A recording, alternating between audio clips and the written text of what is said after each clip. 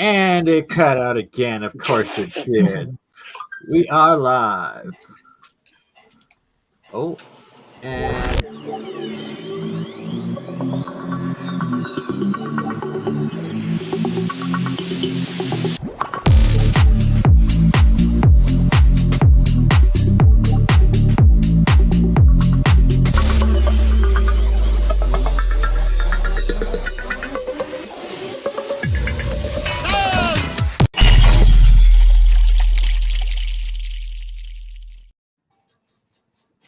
a whole bunch of brains together and can barely get the intro to work ever. The way it always is. Okay, we are live. We have a whole bunch of very intelligent, hardworking people with us tonight. We have Charles Crawford III, Charlie C. We have Mike with Faraday Research. We have Matthew Rife with us, and Matthew in a black screen. Myself, BurnEye.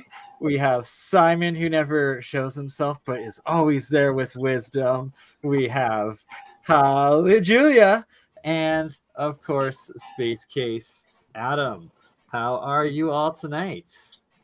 Amazing to be here. Well, thank you. Good.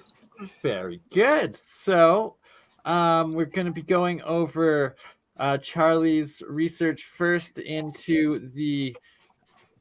I can never remember it as soon as I go live. The Skull Association? Skull Association. There we go. Thank you. And how fascinating that is. I won't even try to describe it other than paranormal dimension technology. Can't get better than that.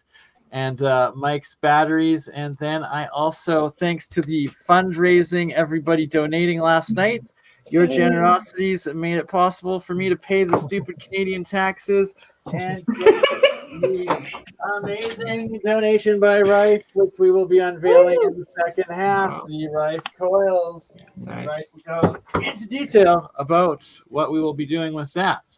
But first off, Mr. Charlie C., I will let you take it away, good sir. Okay, great. Thank you, BurnEye. So big news was, since last time we've done a live stream, I've now become an associate member for the Skull experiment and for the Skull Association. So I'm officially on their website and everything. I could share the screen. That shows that. And you are in control of it, co-host. All right. I got a lot of tabs. All right. Here it is. Yeah, how does that look?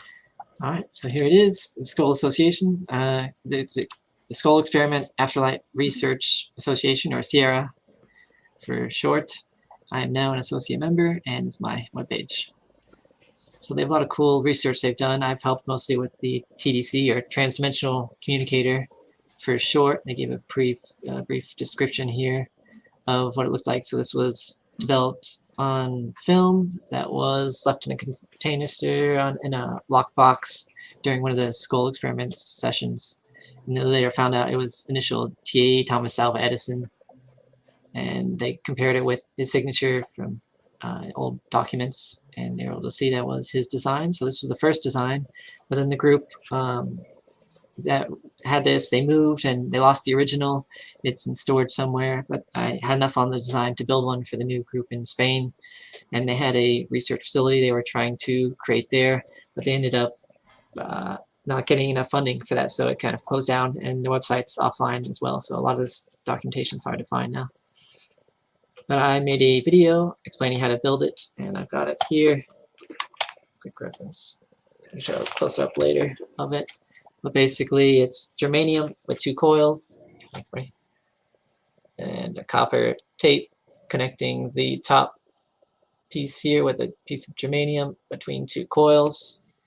And there's no power here, but it goes to an amplifier, which I'm using a karaoke machine, and a recording device just attached here on top. And some of the other Skull groups, they connect their phones now to it to play music during some of their sessions. They like to play some calming music. Karaoke machine connected to it. What's your past relatives' favorite song, and are you gonna start hearing them singing it through that machine? Hey, possibly. Yeah. Right now, they've only had noticed it being turned on and off in some little bit of noise coming through, but the original TDC, they were able to get like 15 minutes of pure voice coming through from Thomas Alves himself when they were first testing it. So there needs to be a little bit more the spirits do on their side to develop the energy to communicate through it. But he said the device was built correctly, and they're just getting there to communicate through it more. So this page goes more into that, and if anyone wants to build it, they could email me for more design on the designs. And I've got the documentation that I got from Robin Ford before he passed away on how to create your own circle. And there's people and groups all around the world that are doing this now, and they knew about this because even from the beginning of the skull experiment, they were able to talk with spirits that could kind of predict or see the future. And one reason they had to stop their testing was due to someone in the future taking energy from the past to get better results in the future. So it's kind of interesting, but it's promising that in the future there'll be more groups and more people interested in this kind of spirit science is what they're calling it. And the group, besides this, because it's really interesting because they do physical mediumship, so they're not just hearing voices, but they could actually bring some of the spirits into physical form that could feel, and they get the recordings and video recordings, but it's difficult to bring in electrical equipment into the seance room, so it has to be done under very controlled conditions and almost total darkness. But they also get a phenomena they call apports. You can maybe switch back to my camera real quick, and then we'll switch back to screen share. But these are two samples of apports, which are stones that were teleported into the room, and they appear with a thud on the table. And when they pick up, they say they feel a little warm to the touch. And this one is a moss agate, and we can look at some of the close-up pictures of that. And this is just another smaller rock that appeared, and they wanted to send it to me to do some chemical analysis on it, see if there's anything more they could learn about it, because a lot of these will appear in the room and they don't know why for what reason, but they know that they were testing some phenomena with being able to teleport objects from one place to another. So let me show this screen with some of the pictures close up. So I have a microscope that could see closer on it. Nice. And it's all of like the parallels and synchronicities that a lot of different groups report these different crystals and stones appearing out of nowhere when working with these trans-dimensional forces, energies, technologies, and powers. And that, for instance, Nancy Hutchinson and John Hutchinson, in one of our past interviews, Nancy was showing a couple crystals that also came up that they said randomly appeared. Mm-hmm. Yeah, also other groups have noticed the same apports of similar stones, and it's more, so we can go more into the physical construction of it. So this one looks more like a moss agate I found from some geologists. And this is the kind of crystalline structure where it started. Originally thought it was like a biological sample because it looked like part of an antenna or like a looks alive, something alive, but no, it ended up being purely chemical.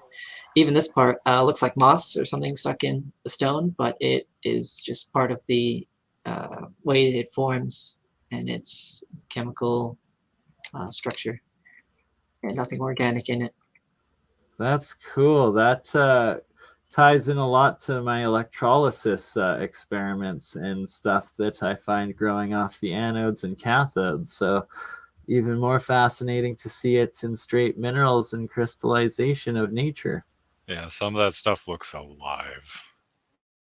Yeah, I thought so originally at first too. That's why I was excited to test it under a scanning electron microscope. I thought it might have been apported from another planet or another dimension. But I later found out from the geologist they explained it's a moss agate, which is doesn't contain any biological material, but it was known for lucky, soothing, and healing and balance. So I think that is more the purpose. It's not really the physical object that is interesting, but more like the emotional connection it has to it, which is very important when doing the circles, because they have to maintain like a mental, emotional stability throughout the whole seance and the whole mediumship, which could be difficult with up to 8 people in a room, a small room, and could get hot and uncomfortable, and it's almost total darkness. So they need a lot of help with that, and it takes many months, and many sessions to finally get this balance and understanding. So I think that's why these apports are important, because they help with that, and it's definitely encouraging to the mediums to see some physical evidence from their work. Yeah, like it's amazing. It's a whole new paradigm of now giving a scientific backing and like platform and structure for all of these different formerly woo fringe sort of topics of like, oh no, there's many of us for generations that have lived these experiences and these realities of these different dimensional interactions and existences, but now we're actually able to provide a scientific, technological application and bridge to the mainstream. Mm-hmm. Exactly. You might have heard of some of the weird phenomena going on at Skinwalker Ranch, and that tries to connect the spirit and like the UFO phenomena into one. And Travis Taylor, which was big in the Skinwalker Ranch series, is now leading some of the UAP task force like at Arrow. So I think he has a good understanding, plus with his multiple degrees, and he's suffered some of the radiation effects of some of the phenomena going on at the ranch. I think he's more open-minded to connecting the two. So I think there's some sort of physical nuts and bolts to the UFO phenomenon, but also emotional and spiritual side of it as well. So they mentioned bringing home some of the effects. They call it hitchhikers. But actually, the skull experiment talks about the positive side of that. Actually, there's groups that would go to other groups just to get some of the phenomena that would happen in that group.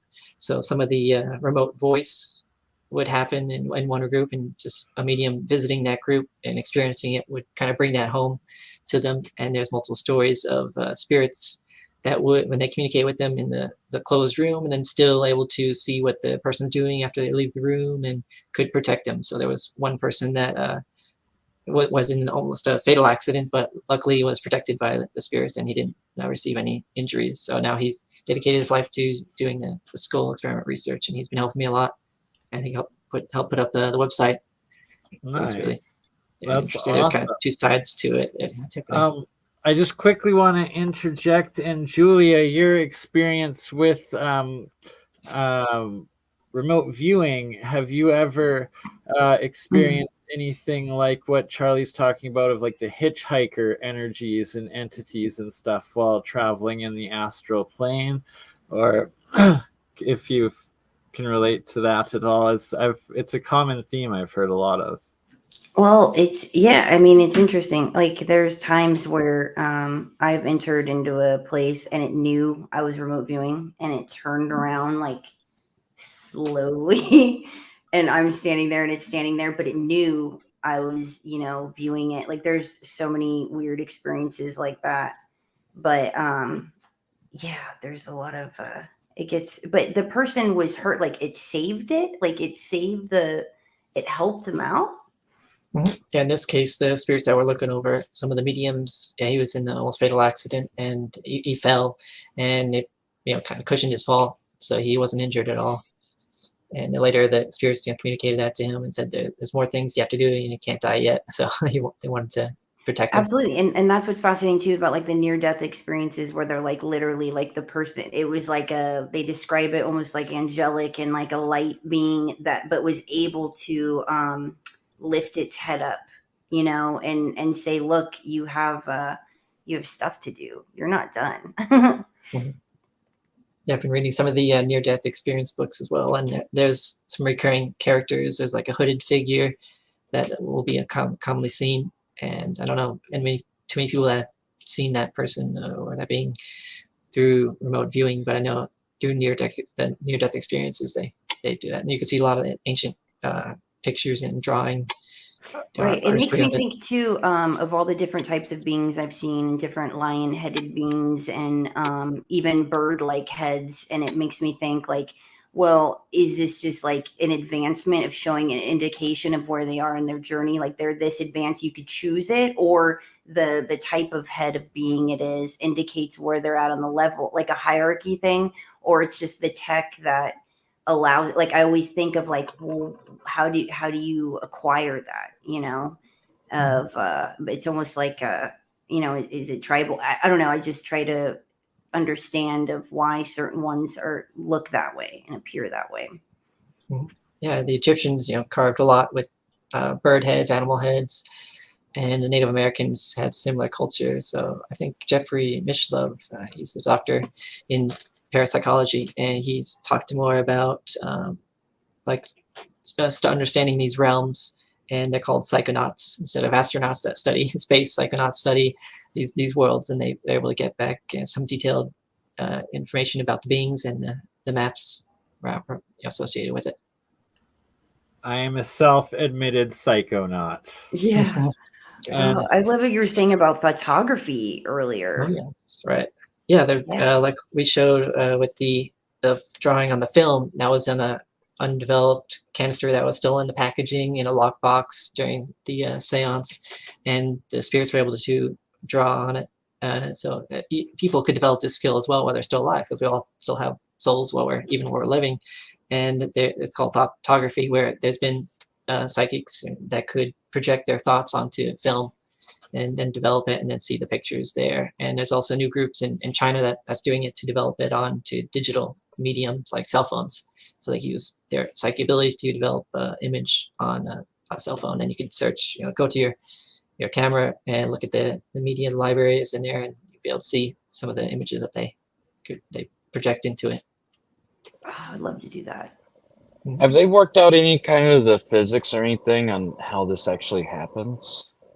Now it's kind of a separate physics from the normal physics we're used to here in the physical realm. That's why they call it, spirit science, to say it's completely different than what we're used to.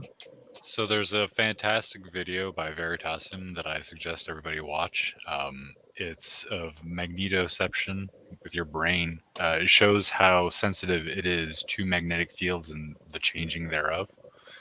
Some people's more than others, but I think that's the fundamental way that telepathy and stuff like that works.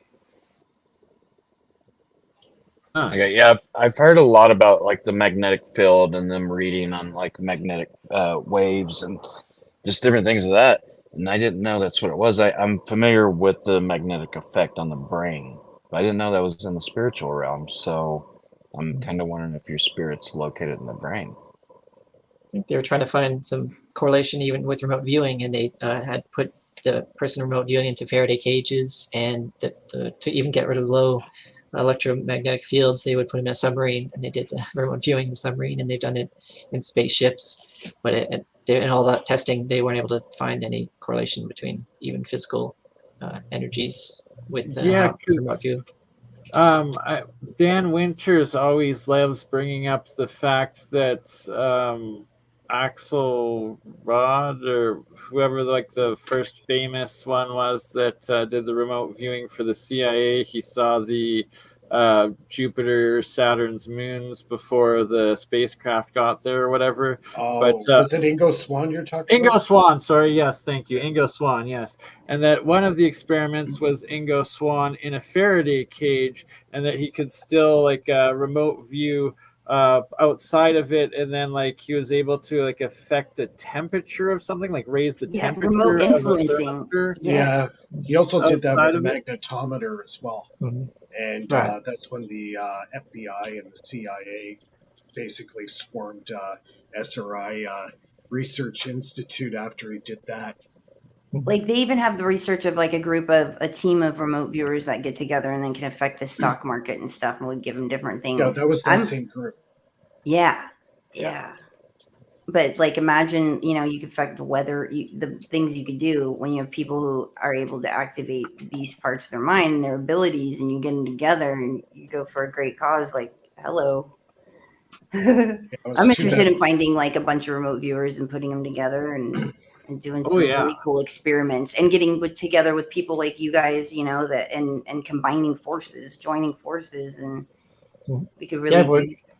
always been interested in trying to get remote viewing information from like another being from another planet, or maybe long ago, if their civilization that passed away, so their spirit might still be able to communicate with us and give us new technology for medicine, energy, and propulsion. There's been some history of in 1922 there was a group that did that, and it's called the Jensen Flugmaschine. A German group was able to get communication from alien civilization to build a device that they made. Was supposedly anti-gravity. Well, we're taught like when we want to know something, you grab a book, you read a book, like read about it. When a lot of like profound things come from deep meditation, purifying your blood and kind of connecting to another realm and opening up that line of communication. And Tesla, they all do it. They all channeled. They all was able to get in that state of flow, and bam, that's the most profound insights that come in when you're able to do that. Mike talks about that a lot. Sorry, Mike. I was just about to say, me and Mike have gone extensively into these conversations of our most creative, our channeled, and I'm going to shut up and let you talk about it, Mike. Yeah, exactly. Like the channeling, like you said, I had one major download. I like calling it a download because that's exactly what it was. And after the download, I had such a migraine headache after it. And I literally could not build anything for about 2 weeks. Whatever it did, it just messed me up. And about 2 weeks later, boom, everything came back. I was able to build circuits again and get going again. But whatever that download did, it certainly did something to my circuitry in my brain. It's like it rewires your neural pathways. It did. I think that's exactly what happened. It reboots, it crashes it, and then reboots it with an upgrade? a new operating system. Exactly, like an upgrading info, and you have to process it all over again, right? Like you can remember it until you go to sleep, and you'll like dwell on it until you go to sleep. Then you go to sleep, you'll wake up completely drained, not remember any of it, and then it'll come back to you over the next few days, weeks, as you work on it and bring it back up and manifest it into physicality. That was pretty much a marshmallow for 2 weeks after that happened. And then, boom, everything came back. I could build my circuits again. And my brain was firing. So. And it's important to write down what you do, like what you ate, like what helped you get in that state of mind that day. Like, did you work out? What did you do? Because sometimes it's like we want to get back to that frequency that we were emitting then to get those aha moments of how we got in that flow state. That magical state. Yeah, see, the state I would get in is in theta. Yes, that's what I say. I literally, my breathing goes down to like so low. I get into this theta brain waves where I get so receptive, and then it all comes in. But what I notice is in my everyday life, if I like how it affects me to go into to stay in that theta brainwave, it kind of makes you so receptive. You got to learn how to not stay in it, Julia. Yeah, because usually you're in that state just prior to waking up and just prior to going to sleep. So it's that transition from beta to theta. Absolutely. And 40 hertz helps with that. And what's his name? Richard Allen Miller. He was speaking about how you put 48 hertz in one ear and 40 in the other, and it puts you in this like bam, like where you receive all kinds of information. Like it's the perfect. Yeah, I've had experiences where I feel like I'm going into the vortex, and then I would see this green light come from the center of the vortex, come flying out, and that's the download. When I see that happen, that's the download. And it's crazy how we absorb that too. Like what we see, like even just looking at a symbol, what that can unlock things within our DNA and our data, like what that means and what we actually retain from it. Yeah, I've had some other really creepy stuff happen just after that download, but we could talk about that on another I know. show. I should start a channel and like it's like the after show, like the real dish, like the psychic dish. Yes, we are totally doing that, and you are doing that, and maybe I'll leave it running on Rumble, as we are also live on Rumble right now after we end on StreamYard. And if you feel like keep going, Julia, we can awesome. manifest that into tonight. And then the next next episode, you'll have your own channel and continue it going. Charlie, you got anything more that do you want to show off the batteries quick and stuff here? And yes, good transition to batteries. Yeah, here's one of the designs from Mike. I joined his Patreon, so I saw this. It's using magnesium strip from yeah, you're welcome. And I forget the core. What was it made out of? A boron, carbon, graphite. Carbon graphite, yeah. And then just drill a hole, put a copper wire, that's bare copper, and yeah, I was able to get 2 volts. I did testing on that today, and I built 5. Yeah, just water. Yeah, but the only difference between your design is the ShamWow I was using instead of paper towel, so it absorbs more water. Yeah, and I was able to I've been powering this LED since earlier today. Let me zoom in on this. So we got 2 in series, it's kind of like getting 4 volts, and after it's gone down to like 3 volts, and then 2 in parallel. Yeah, about that. Yeah. As long as they stay moist, you could get one of those electrolyzers that create the steam or the water vapor mist, and you can buy those for pretty cheap on Amazon. Just have it in a cup of water, and just put it on a timer, once or twice a day. It'll go on for 10-15 seconds to moisten it up, and boom, you got full power again. Yeah, and this one I've been running, and it's just been collecting the air and the water in the air, I guess, one of Laser Saber's design, and it's enough to power this clock. It's a little bit bigger, and it's using magnesium core and copper cup, and it's done. Actually, I have a good article in my YouTube channel under the community section, and I got a whole section, an article I wrote on the carbon graphite magnesium batteries, so you might want to check that out. I got a few articles I put up this week. Yeah, I'm trying to build your new one that you coated with the carbon material, and then put copper tape, and I'm going to use the ShamWow again. And then the magnesium strip, same kind of strip. It's lighter, and the core is hollow, using this design. Just a clear acrylic that I painted with that paint for the carbon. Yeah, the carbon paint smells quite a bit, so you're going to do it in a well ventilated area. So I think that's about it. Did we want to go to do what you're doing, Mike? Yeah, I've just been doing some testing tonight on the RPG reactive power generator. I'm getting some pretty good results. I've also been working on the new device. I'll just show you what I got going here. So I've been setting it up, painting the boards, just kind of doing the initial mock-up. Got all my components. I got to make a lot of coils. So yeah, I've been pretty busy with that. I'll be doing the coils tomorrow. And yeah, it's been an extremely busy week for me, so that's about it, really. Yeah, that's about it. All right.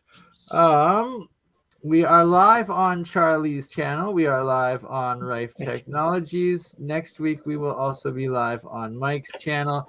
But since we are not right now, I might as well show off Faraday Research right here in the video section, where Mike goes into detail on how... click on the community at the top there, the top tab where it says community.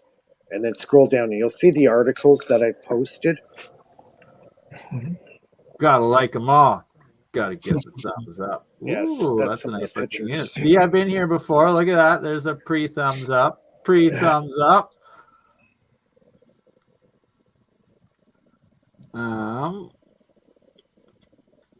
The articles are fair. Sick That's an Mike. old one. Sick Mike.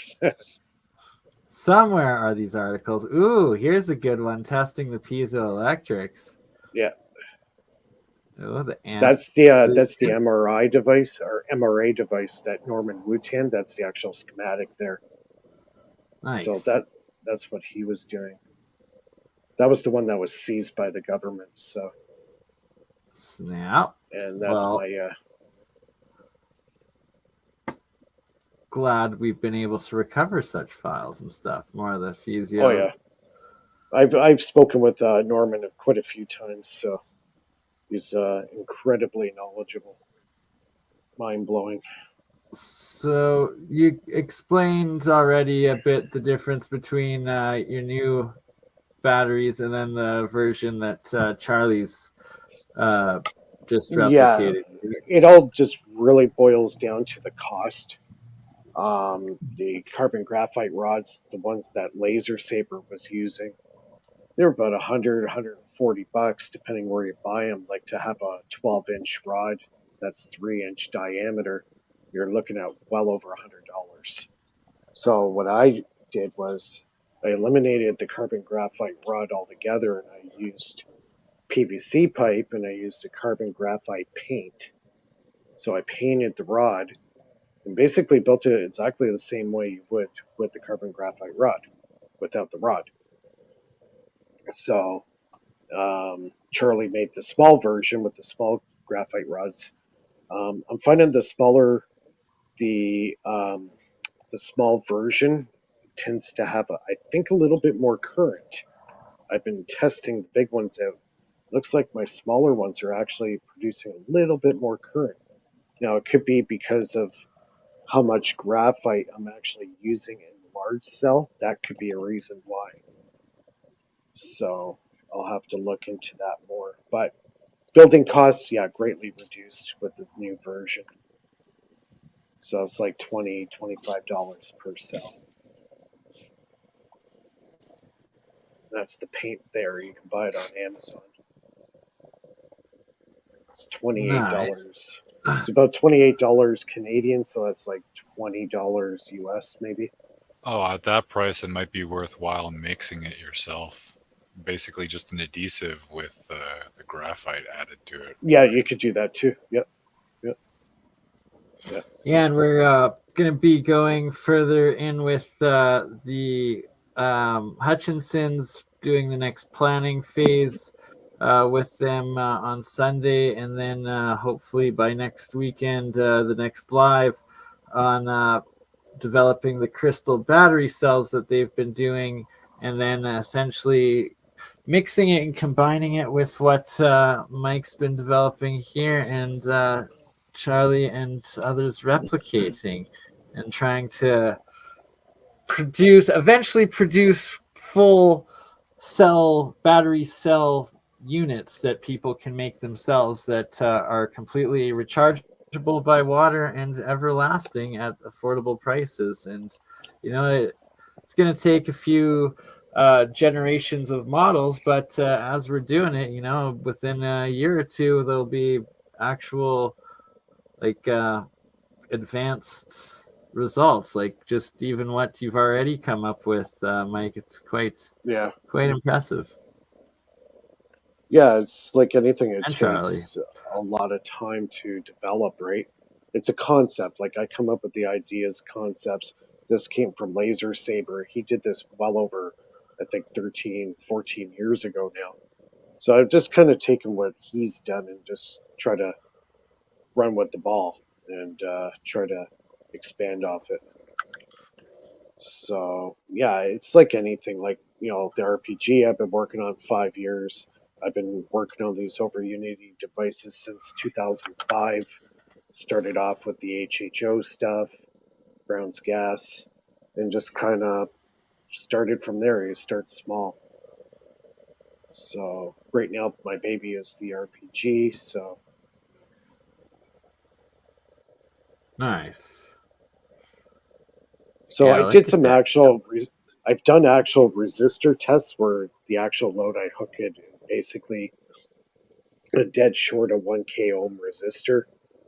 And within a matter of about 10 seconds, that resistor went up to about 200 C. And I had to shut it off because I thought I was going to fry it at any second. So yeah, it does create a tremendous amount of reactive power. So what I've been trying to do is try to get that reactive power and make it into real power. by using a capacitor. So this one here is 80 volts at 4,000 microfarad. And I could get a pretty damn good bang out of this thing as soon as I fill it up. I can get it up to about 60 volts in less than 20 seconds. And if I dead short it with a screwdriver, it makes a pretty loud bang. So that's, trying to, oh yeah, it scared my wife. She wasn't too impressed with me when I did that. But I'd say you go got ahead. probably 2 more of those loud bangs before you don't have a wife anymore. Yeah, I don't want to chance it. Yeah. So Man, that's really yeah, good. Like that voltage that you're pulling out is nice. What's your power cell that you're running off of on this? the power cell. Well, see, the reactive power generator, the motor runs on a voltage, not current. That's the basis Yeah. of the motor. The current is being created within the motor itself. Um, Basically, it's kind of an advanced version of what Joseph Newman was doing. A lot of these devices, even the Bedini motor, the Robert Adams motor, Joseph Newman motor, they're very similar in a lot of ways. Where it kind of differs with Joseph Newman, he uses a lot of high voltage, but very, very little current. And because of this, he's able to generate the current and the power inside the coil itself. You don't need the current on the input. The output is where the current is needed, and that's generated within the motor coil itself. With the back EMF, I've introduced the piezo transducer to that circuit, which also gives it a gain, and it creates a huge amount of reactive power. So if Yeah. people don't So understand, you were explaining the piezo, or you were just explaining to me how you put the piezo in there. You want to tell anybody else like how you put it in? Because I was checking it out. It's really interesting. yeah, you can hook it up with any coil. So it's basically when you hook up your power cable from positive to negative on your coil, the piezo would be right in the same configuration, positive, negative. So when the coil is triggered, back EMF bounces out, hits the piezo crystal. The crystal has a huge reaction, and I'm still trying to understand exactly what's happening in there, but it's basically like a firecracker. So that effect bounces back into the coil again and does it at such a rate that it gets that coil into a harmonic resonance. And that's when the voltage shoots through the roof. That's why I'm getting such a huge power gain. And if I take that piezo out of the circuit, I lose about 70% of the power. So, what Yeah. So frequency whenever, do they run at? Right now, I've recorded on average about 70 to 80 hertz. So it's not that high. Sometimes I get it up a little higher, about 100 to 120. But I'm getting consistent AC voltages of about 118.2 volts at 170 milliamps. So, yeah, that's well over 20 watts right there. And my input yeah. voltage, I'm only putting in 2.5 to 3 watts tops. So on a piezo, on your crystal, I've been doing a lot of testing on this. Do you know what your cut is on it and everything else? Because that's going to have a lot to do with how much you can boost and exactly what's happening. Well, this one's rated at 60 kilohertz at 40 watts. The two crystal plates that are there, they're about, I would say, about a 1/4 inch thickness each, and they're 1 inch diameter, and they're separated between two plates of copper, one on the anode and the other one on the cathode. So I've actually got myself jolted on it a couple of times, and it doesn't feel good. So yeah, it's quite a violent reaction, and when that gets hit with the EMF off the coil, wow, what a gain! It's night and day. It totally transformed my circuit overnight. So and nobody's doing it. That's Yeah, the thing. Nobody's using it. I'm like shaking my head because there's a couple guys out there who have replicated exactly what I've done, and they're getting the same results. So I don't know why people aren't using them. They work. There's such What a was interesting to substantial. me is like, okay, these batteries that you're showing that you made, you have your magnesium, you have your graphite paint, and you have your copper that you're grounding out with.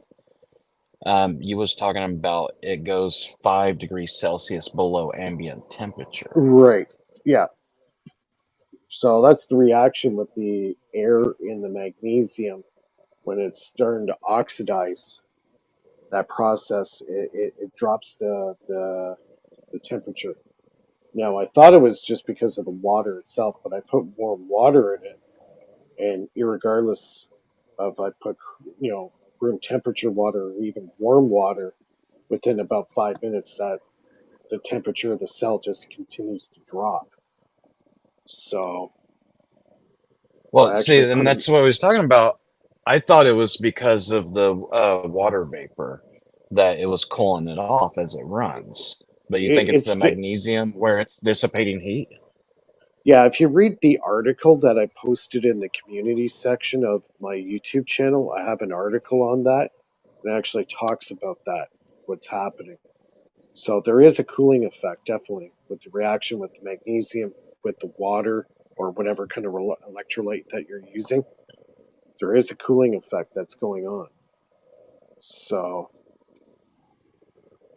which is kind of interesting.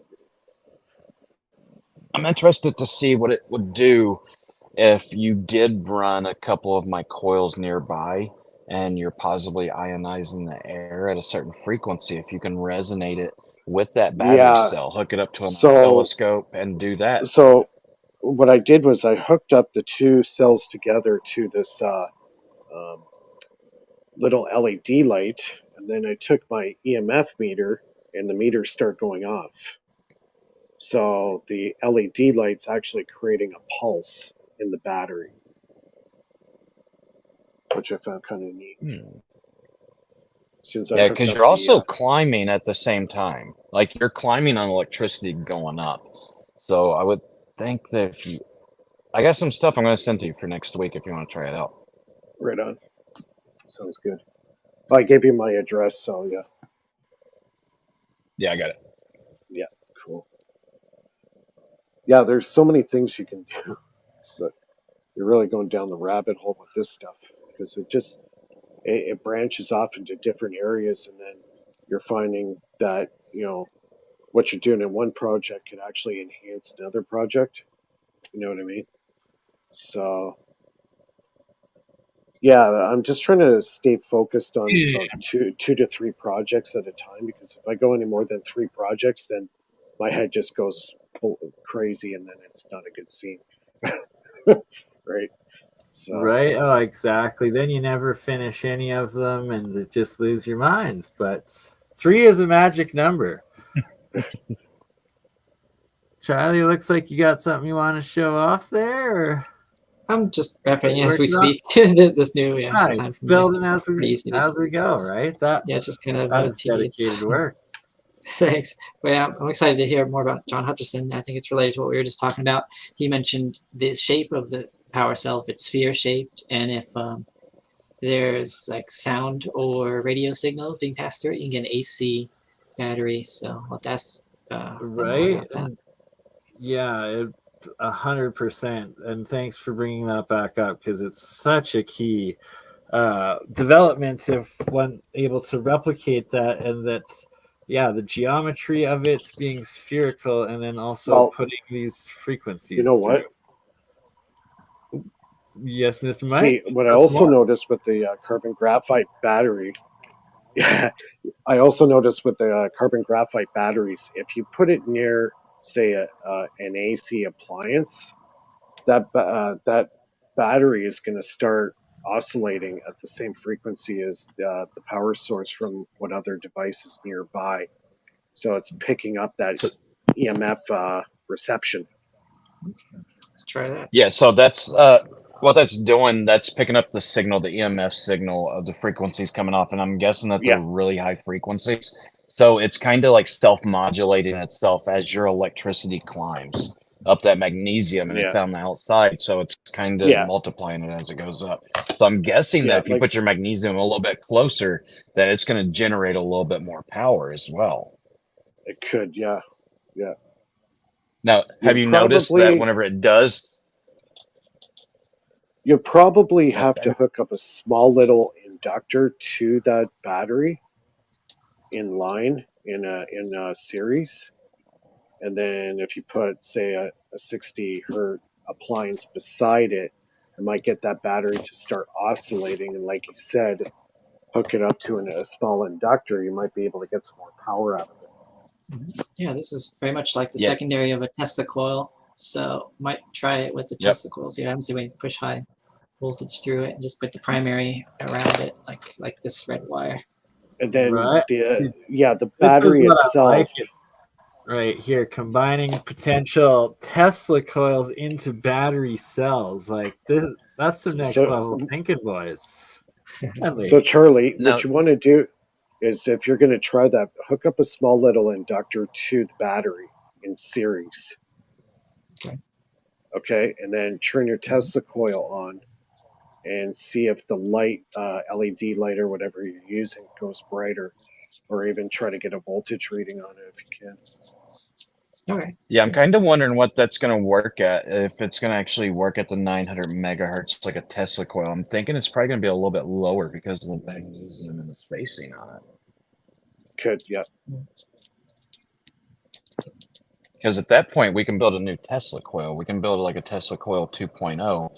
Because Julia and I was talking about this today on the phone, that 900 megahertz, around that range that Tesla coils operate in, that's our basic, that's the first cell phone signals that they used. That's right. Now they're reallocating that over to the police for them to use that band. And that's the reason we can't build large Tesla coils, because it would interrupt all the operation of that signal and all the communication on it. So if we Yeah. can figure out a different way, then we should just go ahead and build a Tesla coil 2.0. That's at a lower frequency, but still operating at the same. It may not be as efficient. It could be more efficient with different materials involved. Like if we use the silver, it could be way more efficient. It'd run a lot faster. Silver wire is expensive. And now I need more silver and more gold just to test out and make coils, more coils, coils, and coils out of silver and gold. Some And- golden fleece. Yeah, it's not a fleece if it turns into like a portal or a crazy life extending energies or anti-gravity, you know? Yeah, so I want you guys to try like a pyramid design as well and run that magnesium up that, because that's going to generate that propulsion right out of the top of it. Because as it builds, it's deflecting on the inside, and it's going into you got to have it completely horizontal, so it's going in a horizontal range. It's going to amplify even more. Yeah, actually, Tesla was working on some triangular pyramid-shaped coils. It's not very well documented, but he was dabbling with that, yes. Yeah, Roy over at Vinny St. Vincent channel actually has built a few of them, at least conical ones that he connected in with some pretty good results. I'm going to be having him on our next Year of the Coil episode, so I will bring that up. Yeah, pyramid ones, definitely, Matt, is great idea. Pyramid power, like it's crazy, just the geometry of these structures and how it moves and harnesses energy throughout the universe. We should try that whenever I get out there, Julia. Let's do it. Okay, so to answer that question on H. pylori, I don't really want to make any claims on that because I don't know exactly, and I don't have the data to back it up. So without all of that being on different social media platforms, I don't want anything tagged as, kind of information. So but if you email me, I will gladly send you some information as posted by our local commanders and chiefs. I'm sorry, I mean the news media. Yes. Reach out privately, and we don't mind sharing the information. Do you got anything else to go over, Charlie or Mike here, or I think we jumped shall to we? Matt stuff. Yeah. No, I think I've pretty much covered everything. Okay, Matt, do you want to just start out with just explaining your coils a bit, or did you want me to play that video first? Well, let me say this and then we'll go over the video. I'll give you guys an introduction to the video. But first and foremost, the reason that all of this is so important, you'll see in this video, you may be required in the future to be able to get power by submitting yourself to certain things because people need your permission to be able to do things. So we're getting ready to watch a video about a woman at the Davos group at the World Economic Forum. And she's going over little earbuds that you wear in your ear, and they can read your brain waves. And this is all through AI technology, and they can tell what you're thinking. So going back to what I was saying, that's the reason it's so important to support these guys and follow these guys, because energy is a crippling effect on a lot of the economy, and these guys are teaching you how to do it. But whenever Bernie comes back, we can go ahead and watch that video. I think Bernie stepped out for like an hour. No, I'm just kidding. He probably, there he is. Oh, I'm always omnipresent in the streams. It's just whether it's Bert and Ernie or, the bipolar split personality you're dealing with. Okay. Oh, actually, hold on one ticky. I'm going to play a short while I load up Twitter, because when you play YouTube movies through Twitter, it blocks the ads. Hey. Right? So screw you, Google, not paying me for my YouTube channel. We're not subjugating all of you to any more ads. I'm loading Twitter. And Hey, Sounds like everybody. Elon Musk did something good. Get right? yourselves a pie hole. Yeah, pie holes are.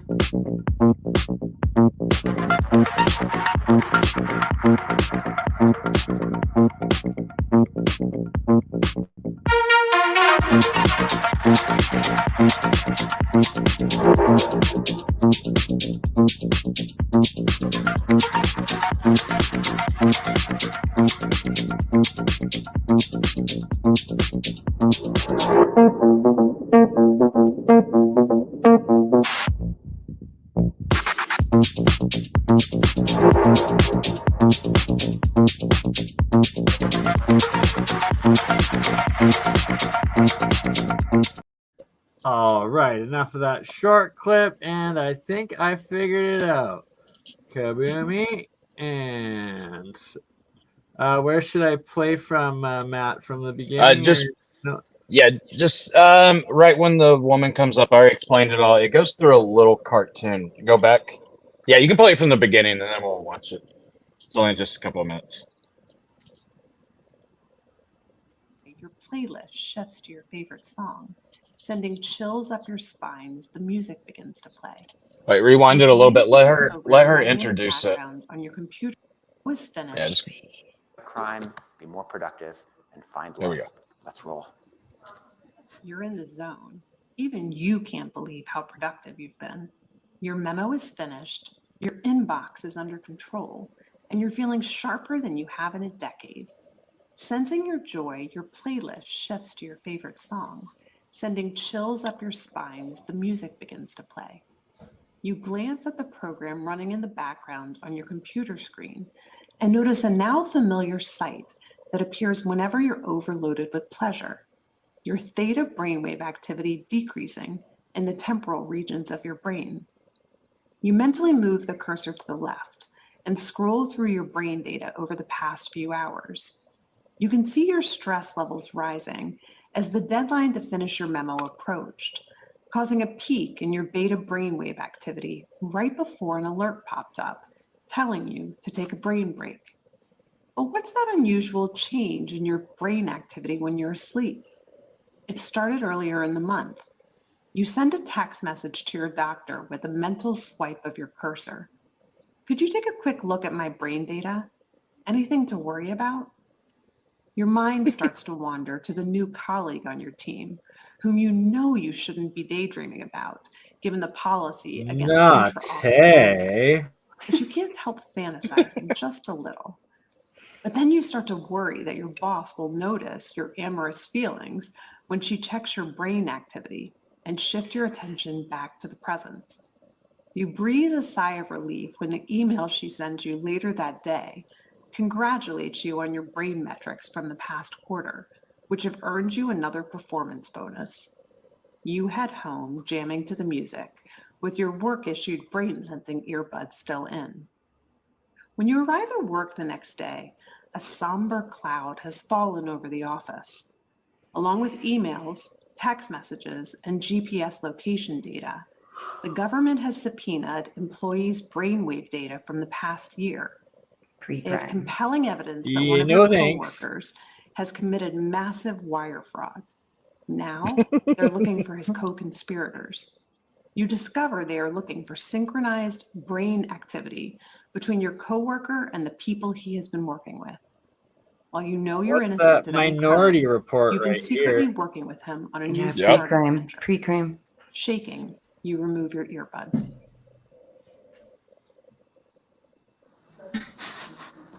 What do you think? Is it a future you're ready for? She gets this like evil spark in her eye where she's just like, You may be yeah. surprised to learn that Dystopia. Dude, Dystopia at its worst. Do you Would want me to anyone be keep married playing it, anymore? or- So she goes throughout this video, but the funniest thing, when she first comes up, she says, "Are you ready for this future?" A lot of people say no, but there's a few in the audience that say yes. And it's the greatest thing because it's just disassociation and everything else. But I mean, this is nothing that would ever be used for nefarious purposes, is exactly what she said. So I totally agree with her because, I mean, they could use this technology to actually go into plants and see what drives plants and see how they communicate to where we can communicate with plants and try to figure out how best to produce a better future so that we can grow more food and become more sustainable. But you kind of see the intention here. They're working on brains so that you can go to work. And this is what I was saying about the batteries. This is why it's so important. If you guys are not seeing this, if you're looking at this and you're not like, well, that looks dystopian, then you need to rethink, why aren't they using this for betterment of mankind versus reading mankind? And this is one of the major things that we're fighting against, that Rife technology. This is why Julia was so helpful in coming on board, because she, like at the show, the MDNM show that she's going to tell you about, just she was so amazing and she jumped in last moment. Hunter was unable to actually travel out there with me, but we had a great talk. Julia filled right in. She got right on course. And now I'm getting ready to go back out to Laguna Beach so that we can open up the first Rife clinic. And we've got people lined up, all thanks to Julia. Julia hooked it all up. Amazing. Yeah, the conference was like, the convention was amazing. Like, it was, we met a lot of great people, made a lot of great connections, but there's something so powerful. Like, it's an honor to be able to be out there and meet these people and educate them on a technology and a modality that can cause a rippling effect, that can cause an inner healing with them. And then because it works on them, they're going to do what? They're going to tell everyone that they love and everyone close to them, around them. And then that ripples out. And so it's like, to be able to educate someone that and ignite, you're like igniting a healing from within. And that's powerful, like and I'm really into like ancestral bloodline stuff and healing bloodline stuff. And what to me is like, I'm almost flabbergasted by humanity of like how Royal Rife was treated and what happened to him, and what a better way to show him and to do right by humanity of like, we don't want to ostracize you. Like, what you did is amazing, and you were ostracized and ridiculed. And, what better way than to support that and that brand, that bloodline and everything. And so the conference was great. And even we're meeting with people next week that we met at the conference, and the people that came up, and then to see the look on their faces, because some of the people were familiar with Rife, and who Royal Rife was, and they couldn't believe that they were talking to a Rife, and then seeing their reaction and being able to capture it like on camera, like it was exciting. That's Yeah, so I I'm gonna be sent back you a in 2 couple minutes. inch. I'm gonna be back in a few minutes. I'm just gonna get stuff ready to show off the amazing Rife coils that you sent me here. So if you don't mind, just keep doing exactly what you're doing for about 4 or 5 minutes, and I will be back with the coils ready to go. Yay! Sounds good. So I sent Bernie a couple of different links. I sent him a whole list, but he can just play one or two when he comes back about the MDNM show. And actually, Bernie, if you want to go ahead and pull those up, I don't know if you can or not really quick. I don't want to hold you up. But yeah, I mean, it was wonderful being out there. And it seems like California people really know the history of Rife. There's been people calling left and right. Like I said, I'm going back out to Laguna. We're going to a sports place to be able to go set up inside there as a clinic. And then we're going into the grow industry in California and Denver. So, and Bernie's going to talk about stuff like that because we're kind of doing a spinoff. It's a little bit better because it's more technology today, but he's going to go into that a little bit later. Super interesting stuff, so stick around for it. Yeah, he does have the coils already. He actually went and picked them up right before the stream, and he got them. He hasn't even opened them, so we're going to walk him through it, let him check it out, see what his first responses are. Oh, I didn't realize this was an unboxing channel. Simon for the ad. Well, I didn't know it was an organized channel either, but Dude, I'm loving this new Bernie. That's like, look, we're going to talk about this and this order. He was all organized tonight. It was, woo. We're live on Rumble, on OdySee, on Twitter, on Twitch, on Facebook, and YouTube. And I'm making shorts, and I've got notes. And in chapter 3, after we go through the unboxing of the coils, we're also going to go through some ElectroCulture and 1920s electro farming experiments. We're organized. I'm always here. I know when y'all's talking about me. Please continue. I'll play the clips here in a couple minutes when I get back with the coils. So it's all on you for interesting conversation. Well, I'm going to throw a little ad out there for Rife Technology because until we actually get into these industries, we're doing a lot of other things behind the scenes, and we're going to be just trying to build a little bit more. Like, I want to be able to go into the music industry with all of this. I even talked to Julie about this. I talked to Hunter about it today, to where we can help out with different musical concerts, to where there's a lot of things that go into it, but we're also going to be selling actual real crystals that are going to be pendants, and we're going to do like a giveaway because I was on a couple of podcasts here lately. So we've been making necklaces. Let me show you the bottom of it too. But we're making necklaces with real crystals because I was talking about someone recently who's been just doing stained glass, and he's calling them crystals, and it's just glass. It's just stained glass. Julia, did you enjoy the whole MDNM show? Because you really rocked it out there. Oh my gosh, it was amazing. And there was all these like brilliant engineers there. And I was like, we need to take these guys out and like get them to dance and show them a good time. Like it would be like The Hangover, where they wake up. I was across the street from Disneyland where they wake up like, what did I do last night? Like you snuck into California Adventure and scared people. But we met and they had all these food trucks, and it was just to be able to walk around too and go to the different booths, and speak to all the other people there that were there. And there's so many awesome people there, and just I like the people that don't know or that were closed off at first to it. And then the more that it was explained to them, they were more open of like, okay, you're going to break this down. Like, okay, electromagnetic fields, and seeing their minds kind of be open to it, more receptive to it. And then how they felt and being able to try it. And yeah, it's just, there's something powerful in that of like, we may not be super educated on frequencies, but that's the future. you know. Speak for yourself on education and frequencies, man. No, I'm just kidding. That's I'm right. I kidding. forgot. Know your crowd. I forgot everyone here and that's watching. You guys are already tapped in. I'm talking to you like it's a different crowd. No, I'm just kidding. It really was like that because a lot of engineers were coming by, and there were a lot of people that come by and said, this is the future of medicine. But there were people that had questions and how it worked, and we was able to break it down in a fashion to where they actually understood it, because it's whenever engineers tend to overthink things a lot. There's something that's called over engineering, and it's all thanks to engineers themselves. Yeah, you don't want to optimize something that shouldn't exist in the first place. Oh, and it was so sweet too. There was this girl there who had amazing energy. I was like, she is fantastic. And I started talking to her, and she used to be a female wrestler, and she was always the Yes. antagonist. What do they call that in wrestling? That's the bad guy. I forget what you call it, but she was one of those, and so she had a lot of injuries. And I started talking to her because this girl that's in my belly dancing class was known as Little Egypt.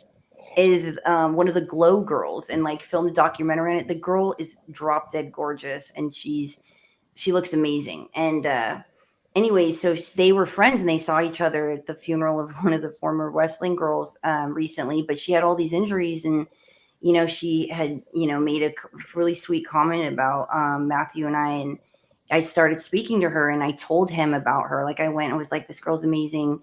She's got a lot of injuries from, being a wrestler. We know the same people.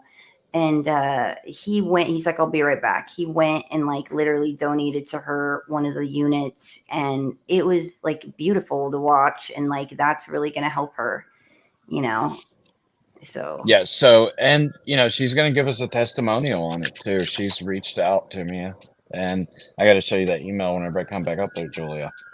Oh, But sweet. Whose police sirens are this? That's me. That's Laguna Beach PD. I started muted. They're just doing their job. They're just letting all the taxpayers know.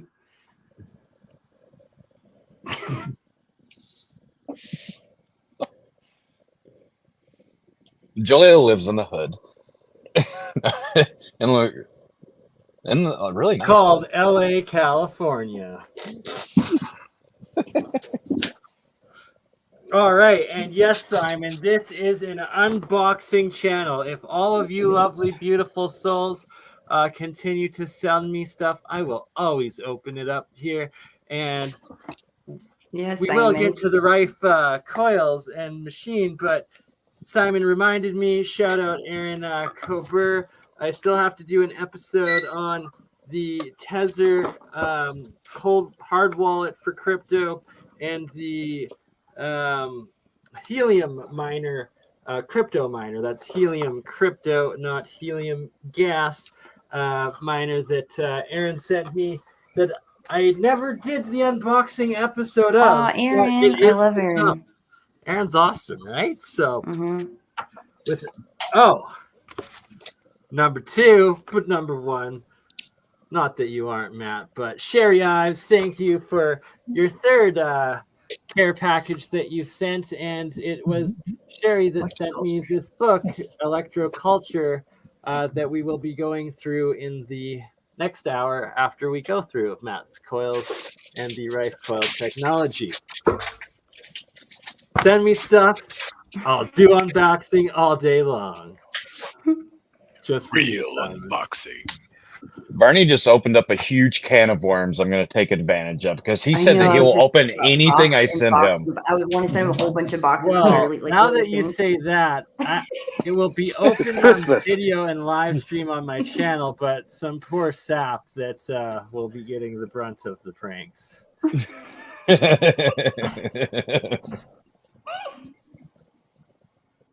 Okay, let's see here. Now, Da, da, da, da. oop, can't have Charlie's face blocked out. Get rid of this. I know his accessories are There we amazing. go. Hey, you don't do that for me. Yes, I do. I've just figured it out now. Just pull on your chain.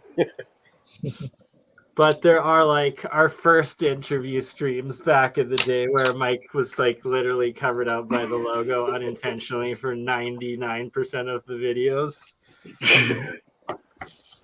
We're learning, right? Season 2, we're doing better. We're almost organized now. Your guys' words, He's not getting a mine. format. I'm so proud of you, Bernie. This is amazing. This is my favorite part whenever people open up the royal case because it's got clips on the It's- side and I can it's hardly ever get beauty. it open. Zip I tie. already got the clips on the sides. It's the I have to cut the freaking You need one of these. Or is that a zip tie? zip tie. Yes, zip tie. Al Capone's fault. No, just a zip tie. The more he struggles, the more that I'm going to take this and cut it up and edit it and put it on IG. And that is why I am a professional and I don't struggle. So are you a yakety sax man for that, or? Ooh-wee. Ooh, that's a pretty coil. That's a very pretty looking coil. And another very pretty looking coil.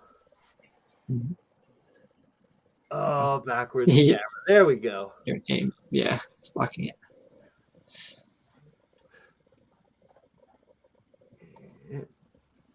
So you shouldn't have any trouble tipping it up and showing it either. They won't fall out, but you want to take that foam out of the top just so it doesn't fall out. Which model is this? The Royal or Gold? Yeah, that's our largest model. That's the Royal. Okay.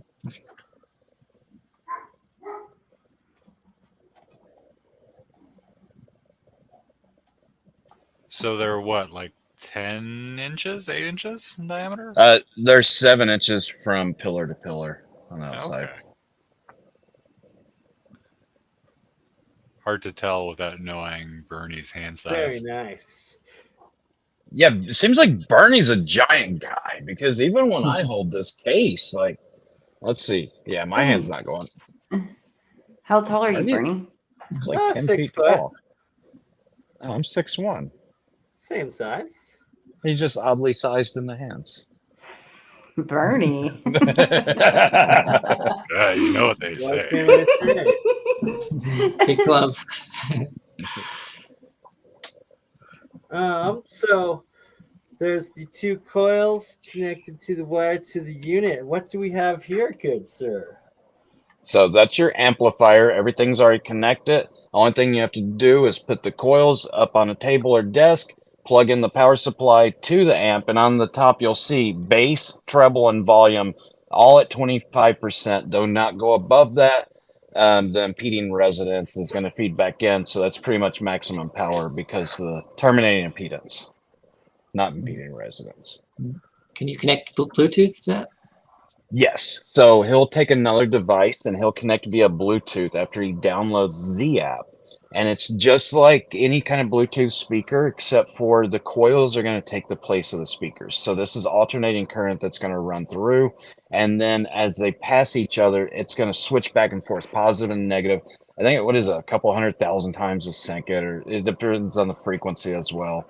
But it's going to create electromagnetic fields. And it's going to help ionize the air.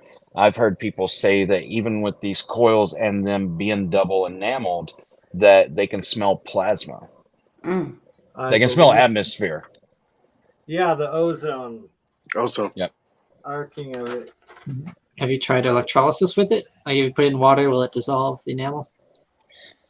Yeah, you can sink these right into water and it won't cause a problem. We use marine grade everything, so you can put them in the tub with you. I do not suggest it. Don't do that.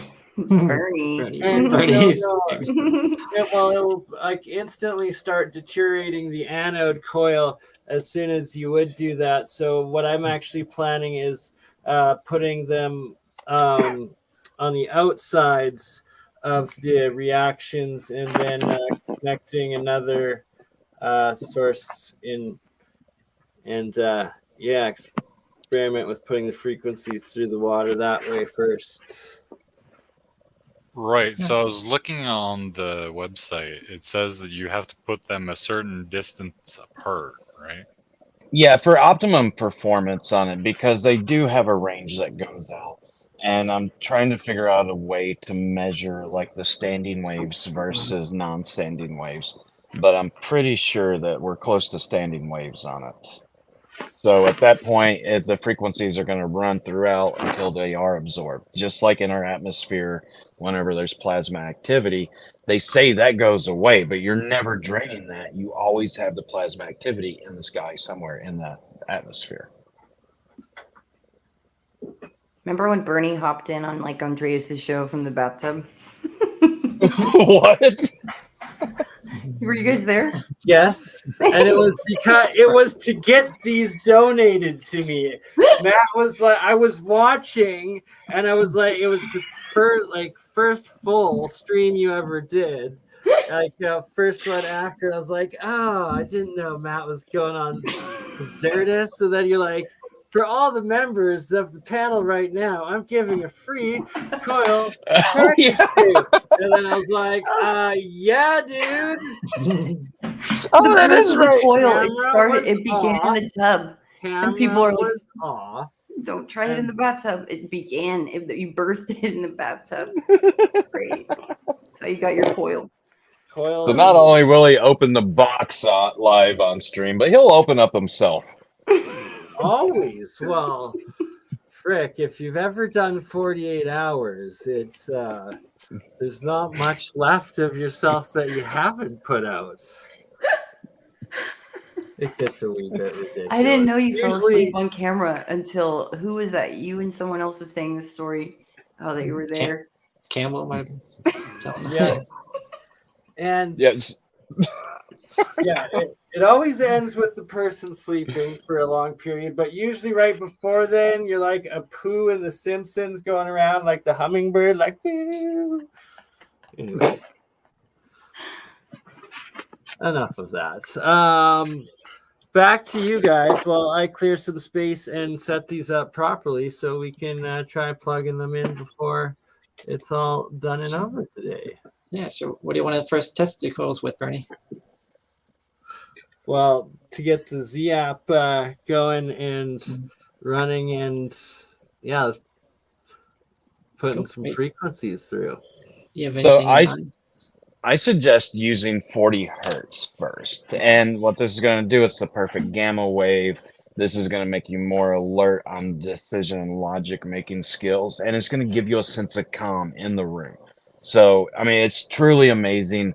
Like if you're overwhelmed, you can run 40 hertz and it's just sense of calm everywhere. So this is what I want to go into the music industry with directional antennas to be able to target different portions of the crowd.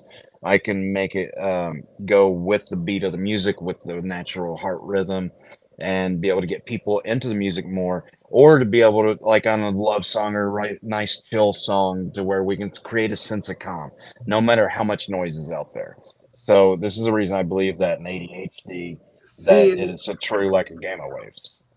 It's the law of attraction, and that this needed to happen so that we can take the Science of Sound series that we've been doing, that is exactly that same intention that you just stated with why you want to get into music, and combine them and move it forward. And we're doing the next episode with Ominous next Saturday. So you would definitely have to be here for that. All of you. And so that will be one aspect that we'll try with these coils. And then the second, Matt, is you're mentioning that about charging water with them, and then creating the structured water, and that's one of the other main experiments I'll be doing, is structuring the same water each day for a control of the agricultural seeds I'm going to be doing this year and test. So we got to figure out that, and got to start structuring some water. Well, go ahead and set them up. I'll go over that really quick so everybody can learn a little bit about it. So whenever you put water on the top, this is vortex torsion field technology. So you can set water on the top, you can set it on the side, and this is creating electromagnetic fields that will go into the water. It restructures the water molecule back to where it should be. So if you take a natural spring that's affected by the Earth's electromagnetic field, it has an alignment within the molecules of the water. Now, the people will pull all this water out. They'll run it through grounded metal vats. They'll run it through filters, which destroys that molecular structure.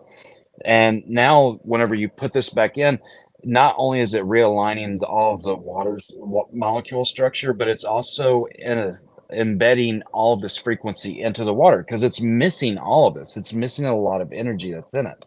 So you're going to be putting this frequency into it, and it's just going to help everything. So Uncle Roy was saying that there's no reason that people shouldn't even live to be 150 years old if they ionized every meal that they ate. And this includes liquids that they drink as well. So whenever Bernie does this and he drinks the water, he won't I think everybody will know what I'm talking about. Like when you drink water, you can feel the water go down through your chest and you can feel it hit your stomach. Well, after Bernie does this, he will feel it absorbed right into his body, and it will not get past this point right here if done correctly. So it's going to go right into the bloodstream. That's going to go throughout your body, and then that goes into extracting like the waste and everything out, like the urea, and that's actually your urine. Your urine is running through your veins before it ever goes anywhere. So if I hook this coil up to my structured water vortex machine, will that enhance it? Yeah, I think it will because if you're structuring it already, and a lot of people do this with magnets and they try to structure it, but it's not embedding all of these frequencies that are going into it. And I've done a couple of tests on this. I want Bernie to do it because the Alchemist guy, right? I want him to take clear glasses, put this structured water in it, and then take the regular water before it was structured and freeze them both. And he'll see a torsion energy that is frozen within. And I've done this, and the bubbles are actually elongated versus bubbles, and they'll freeze as they're going throughout. And it's really wild. I have no idea what's going on. Charlie, you Oh can probably yeah, explain I've that. actually experienced a lot of what you're talking about right there, just with having a lot of my alchemy electrolysis monoatomic experiments lab outside in Canada, where it gets ridiculously cold in the winters. So even with the high salt concentrations in the waters and mixtures, they still usually end up freezing by the time it gets to like minus 30, 35 degrees Celsius, which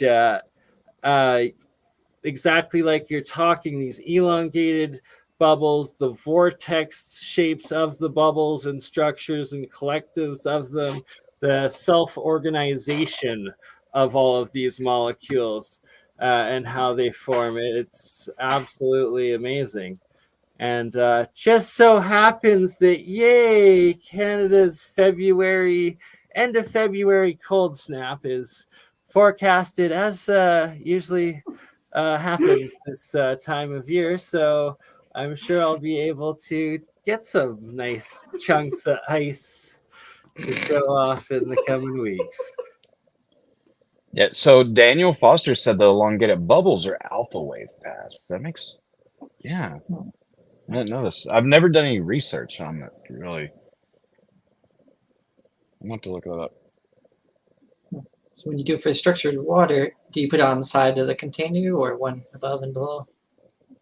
So you can put it above and below is generally whenever it happens, like the quickest, because it is energy touching it, and it's vortex torsion field technology. And in electrical engineering, they say if you hold up your hand like this, that your field is going to rotate around the wire like this, even your left hand. So if you have like a full Taurus, was it Taurus? My mind just went blank. A donut. So, and you can see it right up above my head that, you know, the fields would rotate like this going throughout. And within that circle, it's going to create an electromagnetic or a magnetosphere in the middle where it's going to be more concentrated. So it acts a little bit faster. It helps it out a little bit better. Okay. And one coil is thicker wire than the other one, so it doesn't matter which one on top. Yeah. So, no, it's not like it's not different wire gauges on each coil, but each coil has their own separate wire gauges. So there's a differential between the two because, and Jeremiah and I kind of disagree on this, but I have found that it kicks off Faraday rotation a little bit better to create that third EM field. So not only that, but the wires dictate the size of the EM electromagnetic fields. And so you're going to have something like a jeweler's hammer, and then you're going to have a sledgehammer. And you need both of these to be able to work correctly with the human body. Speaking of, did Jeremiah receive his yet?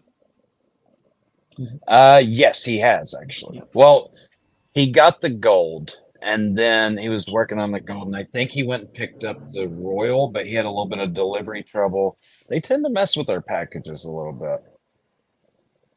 Jeremiah's probably so watched too. He's like, what's this guy getting? Yeah. Jeremiah is great. He's Yeah. gold. He's gold So himself. Heat score. We had the most epic FaceTime conversation with him, like walking on Heisler Park in Laguna Beach. And Rife just happened to look up and mention this fog over Catalina. And then Jeremiah was like, what did you just say? And Yeah. then just went, Well, it's dust. It's not fog. It's the actual dust. He goes, "What dust are you talking about? Show me." Oh, you mean the stuff that crosses the ocean? Or The Yeah. white powdered ormus dust above the ocean, essentially, like the Yeah, I got- monoatomics. Yeah, it's highly charged isotopes, and Jeremiah is saying that they have anti-gravitational qualities to them. And I'll show you guys just a little quick video. and It's out on by my Catalina channel. in this area, there's like a bunch of USOs and UFOs that are seen in that vicinity too.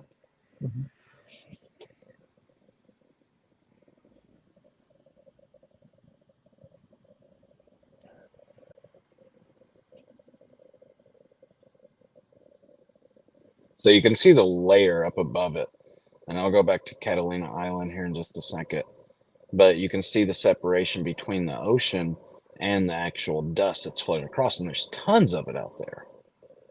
So whenever I go back out, we're going to go catch some dust and see how highly charged it is. Jeremiah was saying that you can flatten this down into a disc, and then I believe that all of the positive and negative charges up on it, that it's really going to just align everything perfectly, and you should be able to get tons of energy out of it. Yeah, I want to see what comes out if you put that in the scanning electron microscope. I've been spraying like crazy the last few days. Like it's been like almost like a tic-tac. Like I haven't seen chemtrails like this since like 2002. Yeah, and there's a lot of them, a lot of people on Twitter are talking about it, that they've been spraying in their area. And if any of you guys notice, whenever they spray chemtrails, it always gets cloudy every single time. It'll be a couple hours. Where do you buy these? So you can go to my website, realrifetechnology.com. There, you can go to the resource tab and you can learn about the history of it and everything else. There's a lot of notes on there, but on the front page, you can just go to shop and it'll take you to the online store. And if you use the discount code SHOP, SHOP, on checkout, it'll give you 10% off.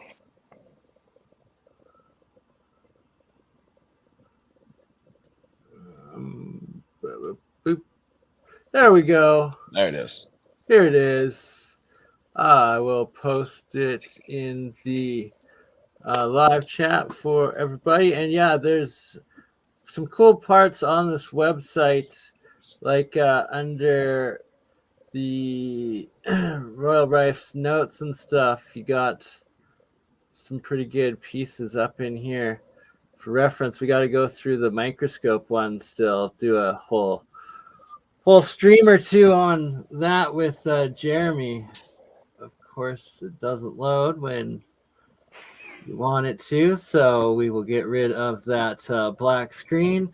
But yes, on that website, go ahead. The microscope notes that you have the blueprints up on there.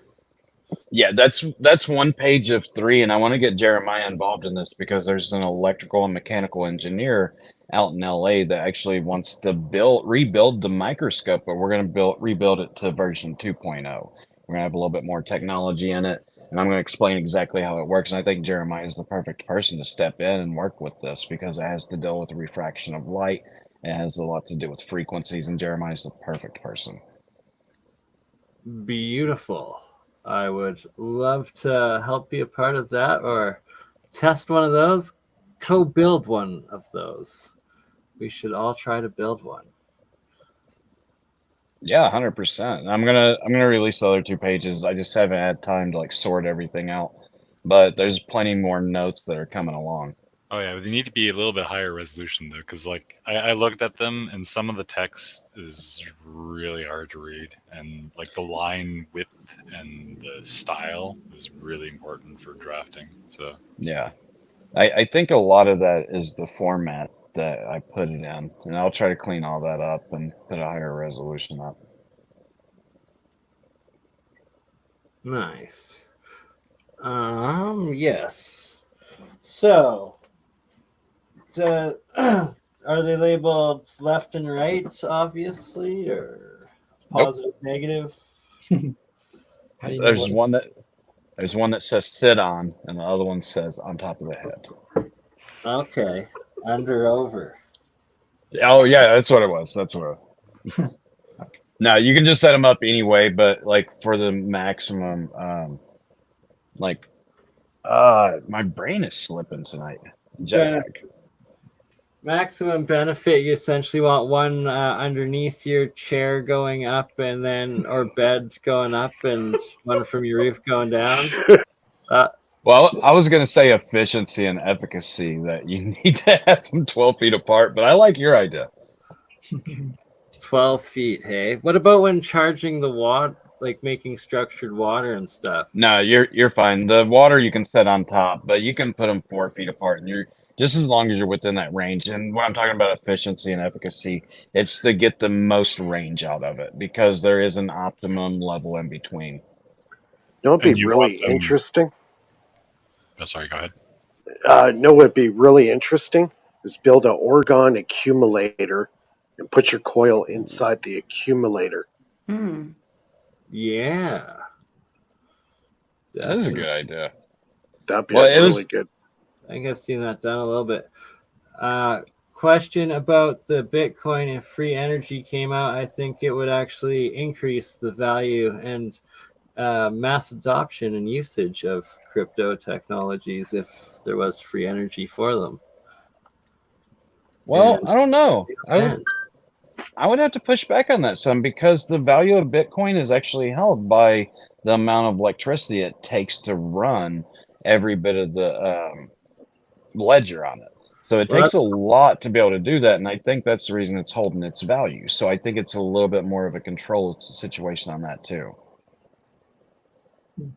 Yeah, right. Like the whole economy is going to be rewritten if everything was the cost of energy disappeared instead of its exponential 3x over the last 2 years.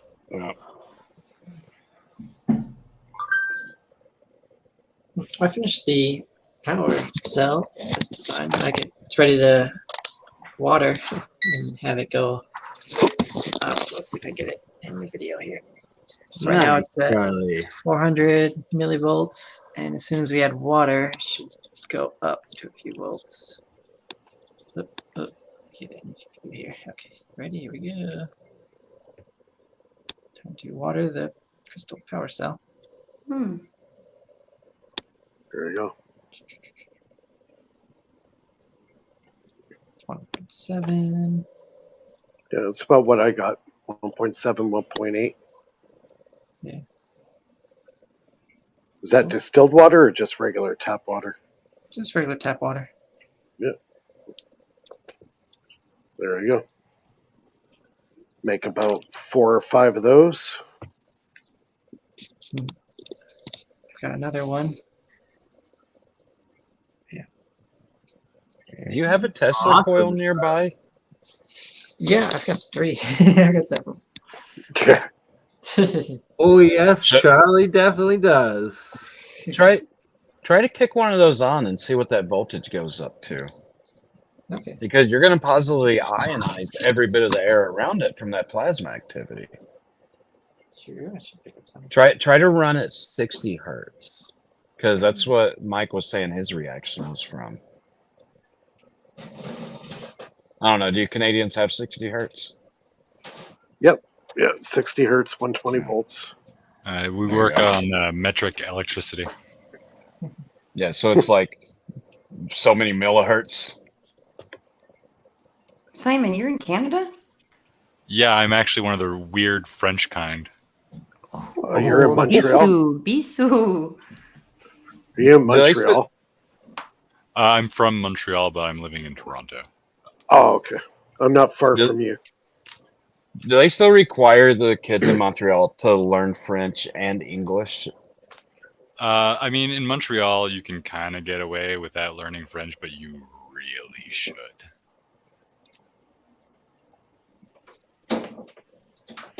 Yeah, I'm like 30 minutes from you. You live in the downtown core? Or? Oh no, I'm near High Park. Oh, okay. I I'm know. not that far. Yeah. I'm like, I'm in Milton. yeah, you're just near the airport. Yeah. This is why Canadians are so great. In America, we don't dare give out where we live at. I mean, Toronto's kind of like the biggest city in the country, so Yeah. good luck finding me, I guess. I mean, it's not like it's a secret who I am or anything, but Yeah, my father used to live in High Park. it's a nice place, but really expensive for what you get there. Oh, yeah. Oh, yeah. You lived right at Keele and Bloor, if you know where that Wow. is. Oh I'm yeah, really that's surprised. hop, skip, and a jump from here. It's conductive. You can feel some shocks from it. Can't get too Yeah, I'm close. surprised that wasn't kicking up. Maybe get a little Ooh. insulator. Look at the flame. Know what you got to do? You have to put a ground on the battery to earth ground. That might actually do it. Yeah, because then it'll draw it down. Well, you're going to get the electrons from the ground. Charlie, So- is that a plasma flame speaker? Yep. Charlie, put a ground on the cathode and hook that to earth ground if you can. Okay. I don't know if you have access to an earth ground. Yeah. Let's changed his name. That other channel, M something Energies. He's gonna come on in a couple weeks, but he does a lot of that with the Tesla coils and then the grounding wire. Oh yeah, that's key. Oh yeah, the Definitely little diode antenna Yeah, thing that he has. Yeah, that's really neat design. Yeah, so he said he'll be coming on in the next week or two as well, so that'll be awesome.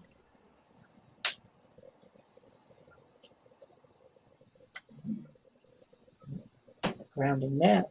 It's not that much. You did not miss the ElectroCulture stuff. Whoever that was that commented that. Oh my goodness! But thank you for the reminder. ElectroCulture, a whole nother chapter. I'm gonna have. We're gonna have to do ElectroCulture next time. I just realized. My goodness. Or the wife will kill me, one or the other. Divorce me. Staying about the same. Like ground wire now to the magnesium strip. It's still 1.6. No difference. Hmm. Fascinating.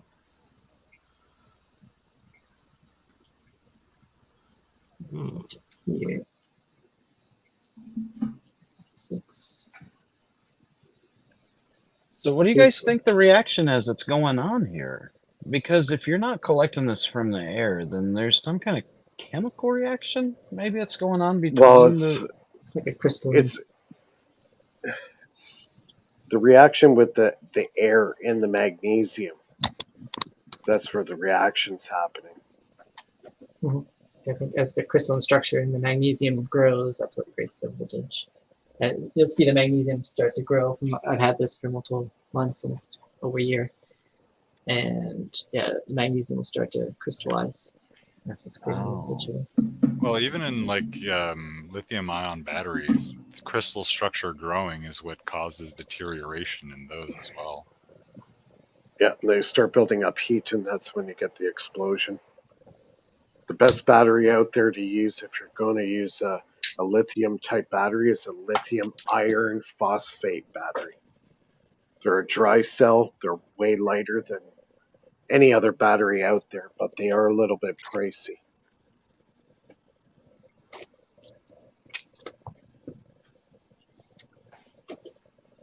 And the recharge cycles on the lithium iron phosphate battery is like 20,000. It's like almost like a capacitor lifespan.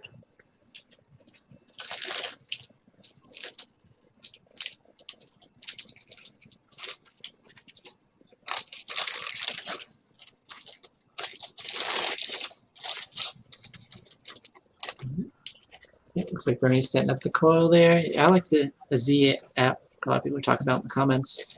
It's good to search for illnesses. Is there a way to search based on frequency? So you can't search based upon frequency, but the Z app is not mine. I'm building a platform to where you can cross-reference everything, and I'm also going to have everything posted on the website through a PHP that I'm doing, and it'll all be free for anybody to search throughout. Cool. Yeah, we're really going to need a list of both the ones to use and the ones to avoid. Yeah, there's actually some that you should not play, and this is what I was thinking about whenever Simon was talking about like the different levels of frequencies that he's reading, because there's some low frequencies that you just don't want to play, and they're not even on the Z app.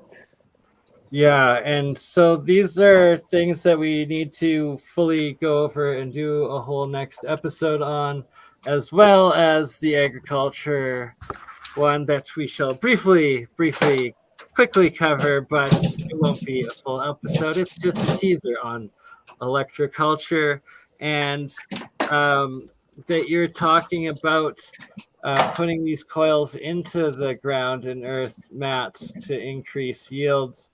And Mike, we've also talked about some similar experiments, and that we're going to be putting together some control seeds and cloning going forward this spring of like lettuce, spinach, and kale and stuff, trying the different waters versus tap water and monoatomic waters, as well as microwaved water. Yeah, so I'm actually going to be building a different coil that I've designed for the grow industry, just because I want to be able to adjust like the terpenes and the THC levels that they get and they produce. But all their plants should come out healthier. All of their flowering should come out more bountiful. Or why is my brain just glitching tonight? I'm tired. But everything is just going to come better, and I'm also running a 2,000 watt amp for whenever we hook up in a facility.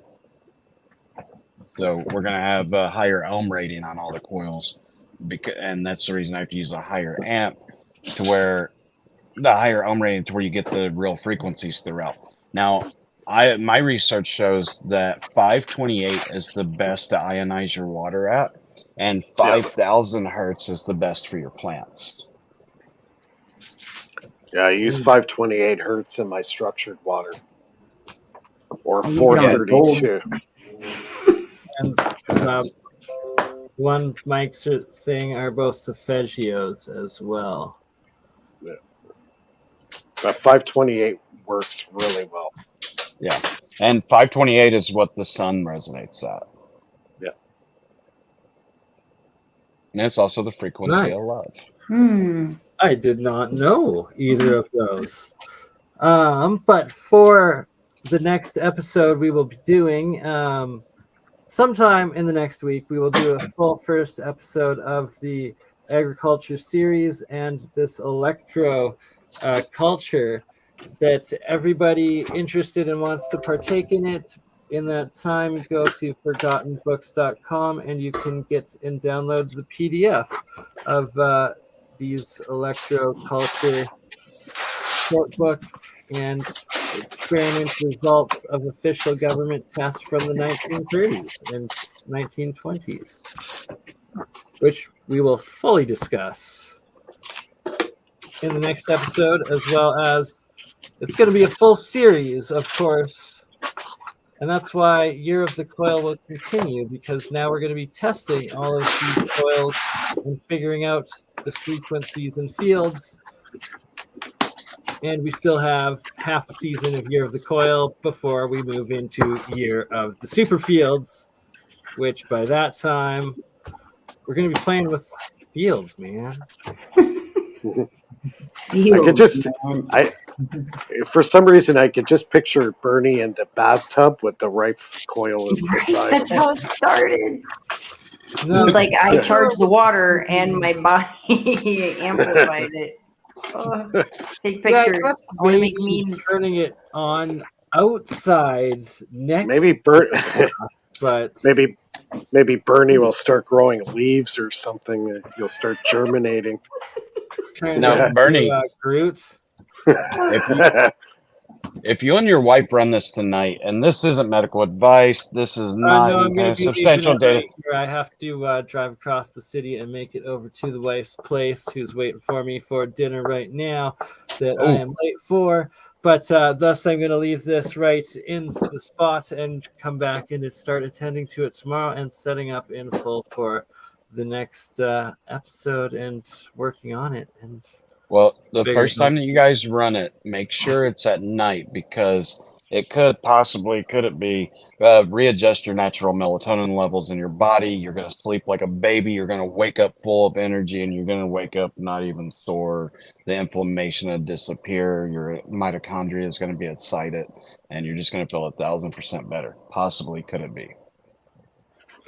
well, I feel that will be an experience we're going to share together on the next one as I turn it on live and we'll get Go some to live sleep. reactions Streams. out of Yeah, that. Exactly. Bernie in the bathtub. Yes, the birth of the coil. That's your guys' last thoughts on this episode, and they chose to think of Bernie in the bathtub. So It's karma for the only cams, Bernie. it's a thing. Only cams, that is. Where is Yes. there's a reference. Yes. Where's that Autodidactic. All right. Well, this is amazing, guys. Thank you. Thank you for having us. I love you Thank you, Ray. guys. Appreciate you. Magical night. And thank you all for participating and making this multi-stream. And Mike, I promise next time we'll actually be live on your channel too, as we were also live on Rife Technologies and Charlie C YouTube channels tonight. And we just keep on growing.